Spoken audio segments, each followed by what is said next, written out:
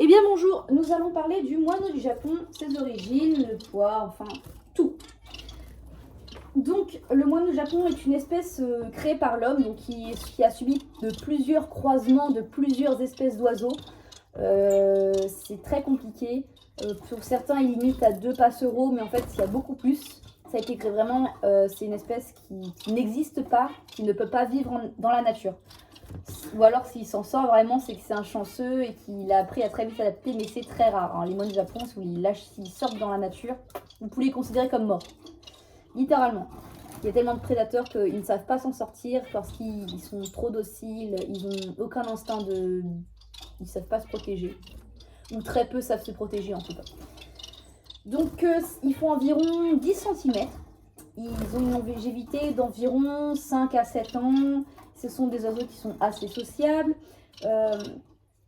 Ils ont des couleurs qui varient beaucoup. Donc ça peut être du crème, crémino, brun rouge, gris rouge, noir brun, perlé, panaché, grise, enfin il y en a plein de couleurs. Donc souvent ce qu'on va retrouver comme couleur, on va dire, je vais partir dans le basique au niveau, enfin couleur. Je vais pas aller dans le scientifique. En gros, ils vont être plutôt de cette couleur, donc du brun ou enfin oui, c'est un brun très foncé que t'as toi. Mais celle de gauche là. Souvent, ils sont dans le brun avec le ventre blanc ou avec des petites perles là sous le ventre, si on arrive à voir un petit peu. Ils sont encore à leur mue, donc c'est difficile encore à bien déterminer à quoi ils vont ressembler. Mais après, moi, je sens qu'ils vont être à peu près comme ça. Ils vont avoir des couleurs assez basiques. Mais ils vont avoir, souvent ils sont à peu près comme ça, à peu près. Donc elle, c'est une femelle huppée, donc c'est pas un moineau du Japon ordinaire, elle est huppée. Parce qu'elle a, comme on pourrait dire, un chapeau sur la tête. Vous voyez, c'est comme si elle avait une frange, enfin c'est pas la tête plate comme on peut voir à droite. Vas-y, bye, toi on ne dira rien. Donc celle la plus foncée, donc elle est adulte. Et elle est huppée. Donc c'est un peu plus rare, on va dire, qu'un moineau du Japon. Le huppé, c'est pour ça que moi, cette femelle, je ne sais pas si je la vends ou si je la garde en élevage pour avoir plus de produits huppés. Parce que les huppés, on n'en voit pas non plus tous les jours. Alors, donc on peut rencontrer aussi des plus... On peut aussi, donc comme du huppé, on peut avoir aussi du plumage frisé. Donc après, c'est une autre variété un peu plus particulière, mais qui reste tout aussi rare parce que il y a des élevages qui existent, mais on n'en voit pas souvent en animalerie. Moi, j'en ai vu que très peu.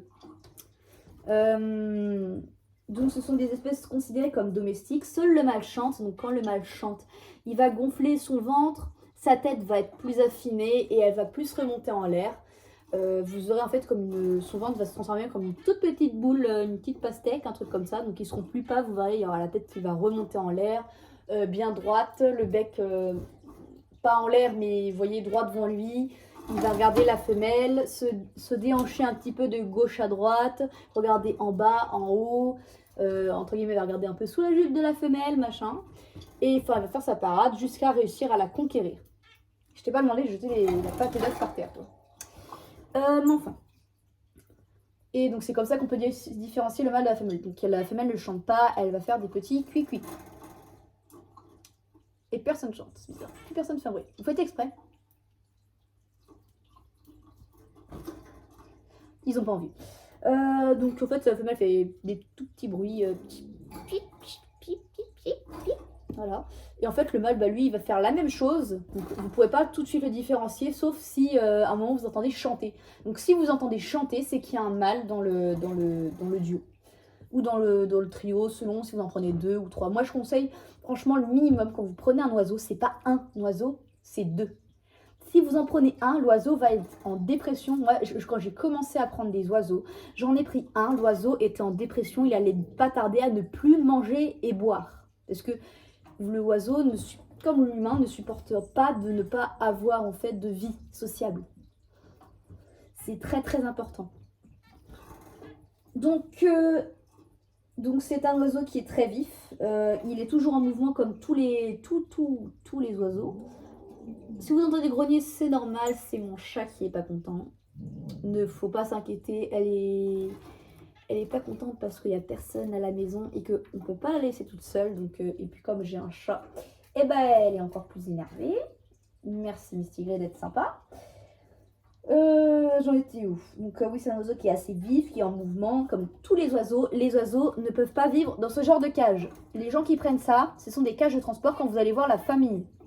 Ce n'est pas à utiliser tous les jours. Moi, ces cages-là, je les considère comme de la maltraitance. Ces oiseaux-là, ils vont être vendus. Pas forcément tout de suite, parce que pour l'instant, ils n'ont pas fini leur mue. La femelle, je ne suis pas encore décidée, donc pour l'instant, ils restent là. Pour qu'ils finissent leur mue tranquillement, sans aucun stress. Il faudra que je leur mette des vitamines, bien sûr, parce que là, en fait, c'est de l'eau normale et il faut que je leur mette de la vitamine. Si je mets des oiseaux dans des cages comme ça, c'est par exception, c'est par période de reproduction, comme les mandarins qui sont en haut et qui deviennent trop agressifs avec toutes les autres oiseaux. Même avec les padas, du coup, je les sépare le temps de la période de reproduction, mais ils retourneront avec le groupe après.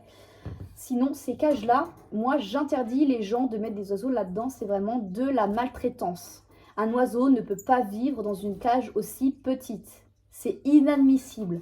Le minimum, c'est la cage que j'ai pu vous montrer. Donc, c'est celle-là. Vous voyez? Celle-là. Ça, c'est le minimum à avoir. Vous avez des cages comme ça sur Amazon qui sont moins chères qu'en animalerie. Celle-là, je l'ai eu pour 100 € environ. Vous ne prenez pas ça. Ça, plus petit ou légèrement plus grand comme là, c'est hors de question, c'est de la maltraitance. Il faut prendre des cages comme ça. Ces cages-là, elles sont au moins, elles sont bien pour des perruches. Elles sont aussi bien pour des petits oiseaux. C'est le minimum à avoir en taille. Il y a un peu plus gros après dans le même style. Il faut chercher sur Amazon. Amazon, vous trouverez des choses moins chères. Moi, ces cages-là, je les conseillerais de prendre des gens sur Amazon. Parce que c'est des cages qui sont très bien. Voilà, donc on repart sur le sujet moineau du Japon. Tac, si j'arrive à bien recaler le téléphone. On fait avec les moineaux du bord, bien sûr. Donc, il a besoin d'espace pour voler. Il a besoin de calcium. Et le calcium se trouve où? Dans l'os de sèche. L'os de sèche qui ressemble à ceci. Ça, c'est un os de sèche qui vient d'une sèche. C'est pour ça que ça s'appelait l'os de sèche. Tu me fais peur, toi, à grogner tout le temps. Donc, ça ressemble à peu près à ça. Vous trouvez en animalerie. Et ça donne du calcium, si je ne me trompe pas. Donc ça, c'est important d'en donner à tous les oiseaux en général. Eux, j'ai pas eu le temps de leur en mettre un nouveau, donc là, je vais leur en mettre après. Mais là, j'en ai donné, par exemple, à mes mandarins. Donc, mes mandarins qui sont en période de reproduction. C'est important de leur donner du calcium, surtout en période de reproduction, parce que ça va aider à la formation des œufs. Et puis en général, c'est bon pour tout le reste, les os, machin, les griffes. Enfin, c'est très très important et ça leur permet de se faire aussi un peu le bec. Arrête, Miss Tigri, laisse-moi tranquille un peu. Tu te couches et t'arrêtes. Non. Excusez-moi. Donc en litière, moi ce que je conseille c'est du copeau, enfin tout ce qui est en rapport avec du bois, que ce soit de la litière de chat, je m'en fous. Moi par exemple j'ai mis de la litière de chat parce que c'est une litière qui est moins odorante, en tout cas c'est celle que j'ai. Après moi je suis peut-être habituée aussi à l'odeur, hein, donc ça c'est aussi fort possible.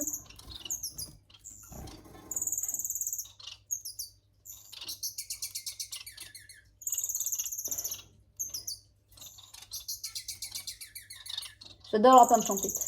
En plus, je peux même le faire démarrer à chanter, lui. C'est le seul que j'arrive à faire démarrer à chanter. Je sais même plus où j'en étais. Oui, donc en litière, vous mettez ce que vous voulez, mais il faut que ce soit une litière qui ne soit pas gênante, pas trop volatile. C'est pour ça que moi j'ai pris la litière de chat, c'est vraiment pas volatile. J'ai très peu de litière en dehors de la cage, ce que je trouve très bien. Et en plus, elle ne se coince pas en dessous du petit bac là quand on le tire. Il y en a très peu qui vont aller en dessous. Et ça, c'est très pratique. Après ça, donc les oiseaux, il ne faut pas oublier que tous les oiseaux, mais surtout les moineaux de Japon, sont des oiseaux qui sont extrêmement propres. Et ils se baignent quasiment tout le temps. Donc il faut tout le temps qu'il y ait de l'eau, une baignoire à disposition. Les moineaux vont se doucher très souvent. Donc il faut prévoir une baignoire que vous changerez environ, même tous les jours. C'est très fort possible. Arrête de chanter. Arrête. Chut. Je veux pas arrêter. Je m'entends plus. Tu me saoules. Donc en alimentation, ils sont granivores et herbivores. Il faut leur donner un mélange de graines. Il faut faire attention à ce que le gras soit très peu élevé. Si le gras est trop élevé, en fait, vous allez avoir un oiseau obèse, mais ça ne va pas forcément se voir. C'est important de le savoir. Il faut faire très attention, il faut donner des graines avec très peu de gras. Vous pouvez donner des friandises un peu grasses de temps en temps, il n'y a pas de souci. T'as fini?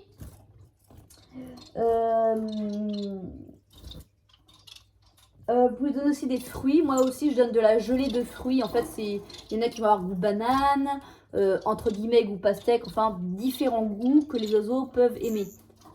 Arrête! Chut. Opale! Tu cherches avec mes nerfs, là. Attention, hein. Non, pas de mais. Tu cherches, hein. Tu attends avant de faire la cour à demoiselle, s'il te plaît. En plus, elle est même pas à côté de toi. Non, j'ai dit. Non. Il est chiant. Je l'adore. Donc, on peut donner des fruits, du pissenlit, du mouron des os. Du mouron des os, je sais même pas ce que c'est, tiens. Je vois ça sur ma fiche. Bon. C'est bon, t'es content. Mais enfin, donc faites très attention à ce que vous leur donnez, c'est important. Les fruits, c'est important. Si les oiseaux ne savent pas ce que c'est, ils vont pas forcément y toucher tout de suite, mais ils y toucheront peut-être plus tard, ou pas du tout. Les oiseaux, ils ne toucheront jamais à un fruit de leur vie parce qu'ils n'ont jamais vu ce que c'était avant. Donc, faut pas s'inquiéter s'ils n'en prennent pas. Donc, faut prendre plus de la gelée. La gelée est plus abordable pour eux et ça leur fait moins peur puisque c'est moins gros. La gelée, il faut se dire, c'est un tout petit rond comme ça. Franchement, c'est pas gros du tout.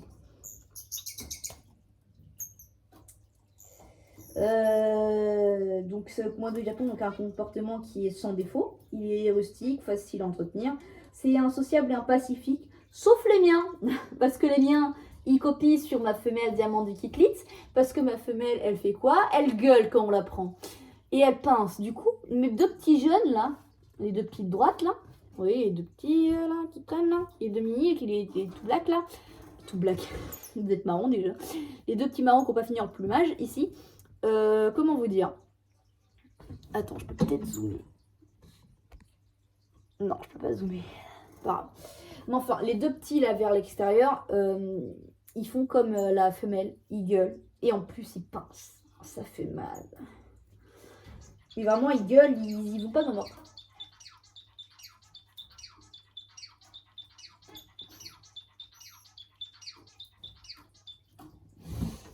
Alors, c'est intéressant et je ne sais pas s'il va rechanter. Vous avez ma tête, de toute façon, m'en fous. Parce que de toute façon, sur mon site, on la voit aussi. Du coup, là, je vais montrer la cage. Peut-être qu'on va entendre le mono du Japon chanter. Je ne sais point. Ce serait cool s'il chantait, mais je suis pas sûre qu'il va vous voir. Et puis on le voit même pas d'ailleurs, donc c'est génial. Ah si, comme ça là on peut le voir. Là. Alors du coup on va laisser comme ça, donc le moineau il est dans la visibilité. Donc on va finir, donc qui est quelqu'un de très sociable, pacifique, donc sauf les miens. Ils s'entendent bien avec toutes les autres espèces. Alors faites attention avec le diamant mandarin. Si le diamant mandarin par contre c'est particulier, il s'entend avec très peu d'oiseaux. Encore moins en période de reproduction. Les miens, ça va. Il y a des moments où ça passe, ou ça casse, hein, véritablement. Donc notre diamant mandarin, attention au caractère. Certains sont très sociables avec toutes les autres espèces, même en période de reproduction. Et d'autres, comme les miens, sont vraiment pas cool. Et les miens, une majorité souvent ne sont pas cool avec les autres espèces parce que les diamants mandarins souvent sont séparés. Parce que vous verrez souvent en animalerie, des diamants mandarins seront mélangés avec quasiment rien. Comme les canaris. Les canaris, en fait, et les diamants mandarins, ils ont tellement peu vu d'espèces différentes qu'ils sont agressifs avec tout le reste. Et c'est bien dommage. Donc il s'entend bien avec toutes les autres petites espèces.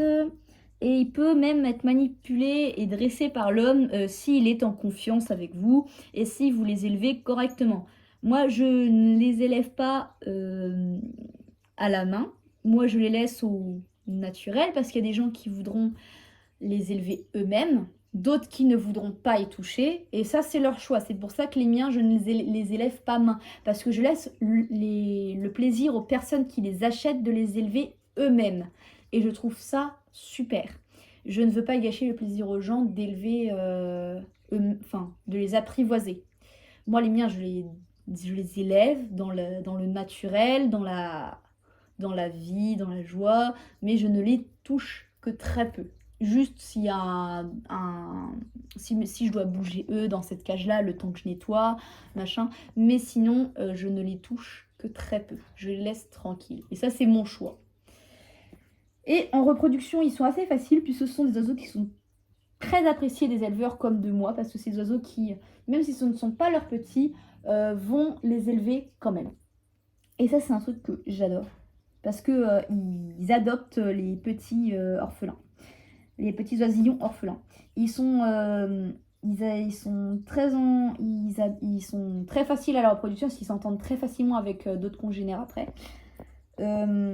Donc vous n'êtes pas obligé de les mettre par couple, donc c'est-à-dire par mâle et femelle, et puis de toute façon au départ...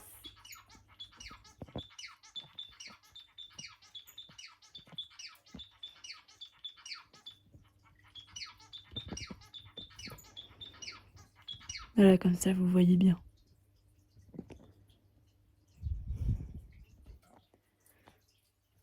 Voilà. Alors, donc maintenant que vous avez vu le chant de l'oiseau, du moineau du Japon, on va repartir sur cela. Donc les ganas, c'est question de principe, j'ai un chaton, donc faut être précautionneux.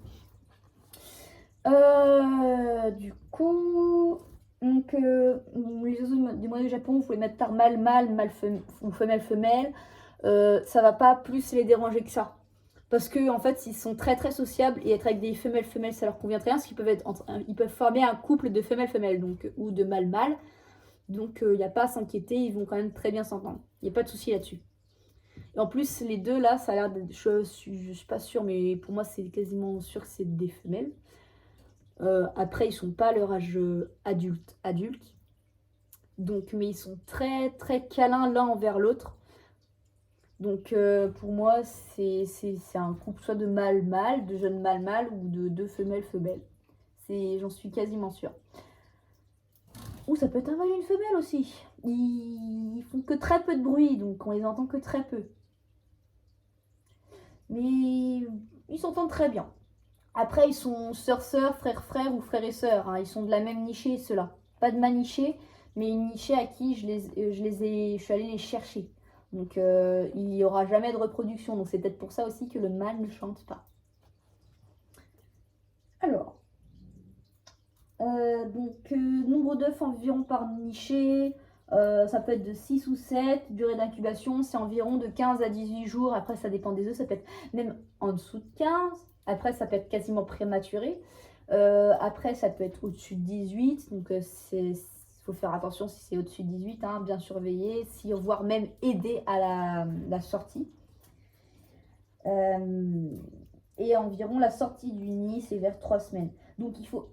Ce que moi, je propose, ce que je préfère, ce que je conseillerais même, c'est de limiter la nichée à 3 par an, voire 2 ou 1 si vous n'êtes pas professionnel. Même élevage amateur, faut faire très attention parce que... Voilà, donc là j'ai coupé le son de l'oiseau en levant la main. Même de toute façon, quand vous n'êtes pas professionnel ou autre, pas de nid.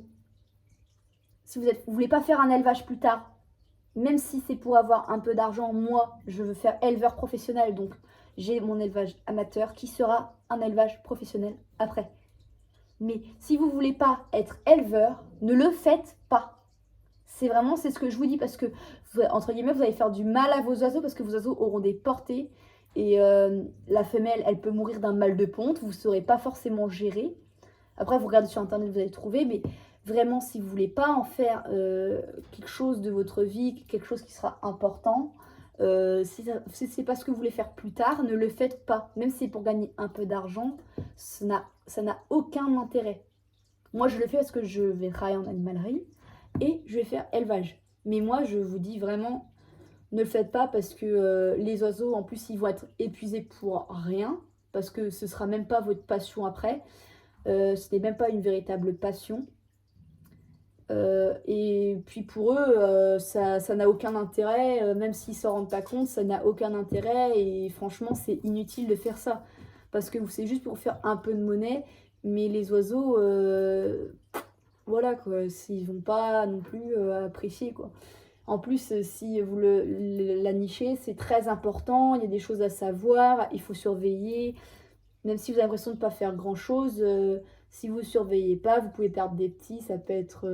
Enfin, c'est compliqué pour moi, expliquer l'élevage, pour moi c'est compliqué, mais si moi ce que je vous dis, c'est vraiment, si vous voulez être éleveur professionnel, vous pouvez démarrer un élevage amateur, mais il ne faut pas faut pas en vivre.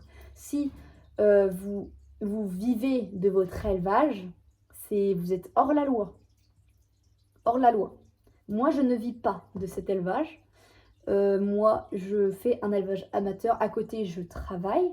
L'élevage amateur, c'est 1 ou 2 oiseaux par nichée. Je limite mes pontes. Je ne laisse pas une ponte totale, voire même les œufs, je les mets au frigo. Donc au frigo, je stoppe l'évolution de l'œuf, du jaune d'œuf, parce que le jaune d'œuf, c'est un ovule, hein. Enfin, oui, c'est un ovule fécondé pour une majorité. Après, il y en a qui ne sont pas féconds, hein, c'est possible. Mais il ne faut pas oublier que les œufs, en fait, vous mangez des ovules.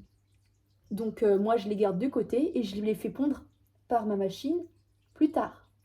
Mais je le fais par petite portée, de 2 ou 3, voire 4 maximum, mais je ne fais pas plus. Parce qu'après, ça va me surplomber là où les cages.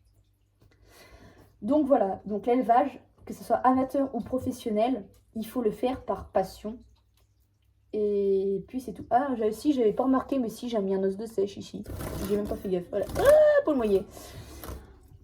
Mais vraiment, l'élevage, c'est quelque chose de sérieux. Il faut connaître ce qu'on élève et c'est très très important. Il faut avoir des renseignements qui sont vérifiés par plusieurs sites, voire même par des cours. Vous ne pouvez pas élever comme ça sans aucun savoir. Pour moi, c'est inadmissible de n'avoir aucun savoir et d'élever juste pour avoir de l'argent. Non. Il faut être certifié éleveur professionnel ou sinon élevage amateur, mais vous ne pouvez pas faire des grosses portées. C'est interdit. En tout cas, pour moi, c'est interdit. L'élevage amateur, il faut pas en vivre. C'est interdit. Parce que c'est puni par la loi. Si tu vis de ton élevage, c'est puni. Moi, je n'en vis pas, donc je peux faire élevage amateur. Voilà. Donc ça, c'était ma parenthèse. Bon, à part parce que je suis très prévenant là-dessus parce que l'élevage amateur, c'est quelque chose qu'il ne faut pas prendre à la légère. Il faut être renseigné aussi sur ce qu'on a le droit de faire en tant qu'éleveur amateur et ce qu'on n'a pas le droit de faire. Et moi, pour l'instant, je suis dans mes règles. Je suis conscient de comment je m'occupe de mes oiseaux. Je sais qu'il y a une désinfection à faire un certain temps. Moi, ma désinfection, je la fais. Avant c'était irrégulier parce que c'était pas non plus, j'étais pas sûre encore de faire élevage amateur. Mais maintenant ma désinfection, je la ferai, je prendrai donc tous les nichoirs, toutes les gamelles, tout le reste, et je ferai je fais au moins une désinfection une fois tous les 1-2 semaines. Une désinfection par semaine, voire 2. Selon comment la cage se salit. Je fais en fonction de ça. Mais souvent, c'est plus une désinfection par semaine. Ça va. Ils sont pas non plus très sales, mes oiseaux. Mais voilà. Bon, en tout cas, j'espère que cette petite vidéo vous aura permis d'en connaître un petit peu plus sur les moines de Japon. Si vous voulez que je fasse des vidéos sur certains sujets que vous voulez connaître, si vous voulez savoir... la désinfection, où j'y viendrai de toute façon à un moment ou à un autre, mais comment on désinfecte une cage, sur comment bien s'occuper des oiseaux. Il y a plein de choses à savoir hein, qu'il faut connaître, c'est très important. Un oiseau, ça ne se prend pas sans savoir. Les gens, ils prennent un oiseau parce que c'est beau. Ils prennent un oiseau parce que c'est un cadeau de Noël. Mais est-ce qu'ils sont renseignés sur le sujet avant de les prendre? Pas forcément. Moi, j'ai environ, là, j'ai 4 espèces différentes. Je suis désolée de compter comme ça, mais moi, j'ai une très mauvaise mémoire. Enfin, sauf sur certains sujets. Mais j'ai 4 espèces différentes. J'ai un certain nombre de chaque. Et moi, je me limite à un couple. Et le reste, il part. Là, j'ai des mandarins. Je pense que je vais rajouter une autre espèce avec les mandarins, qui est assez autoritaire, pour qu'ils restent un peu... qu'ils s'entendent bien. Donc les mandarins, c'est particulier. On ne peut pas mettre n'importe quelle espèce. Donc c'est pour ça que là, je ne vais pas faire des tests à proprement parler. Mais je vais voir avec qui ils s'entendent le mieux. Et lequel des autres répond le mieux au... Et c'est le mieux se défendre contre les mandarins. Du coup, j'espère que cette vidéo vous aura plu sur vraiment à peu près la majorité de toute l'espèce, enfin de tout le développement que j'ai pu faire sur l'espèce du moineau du Japon. J'espère que vous aurez un peu plus de savoir. Et j'espère que, moi je m'en rends pas compte, mais j'espère que dans la vidéo je me suis pas trop répétée. Et sûrement, c'est même sûr, je me suis répétée beaucoup trop de fois. Mais en tout cas, j'espère. Voilà.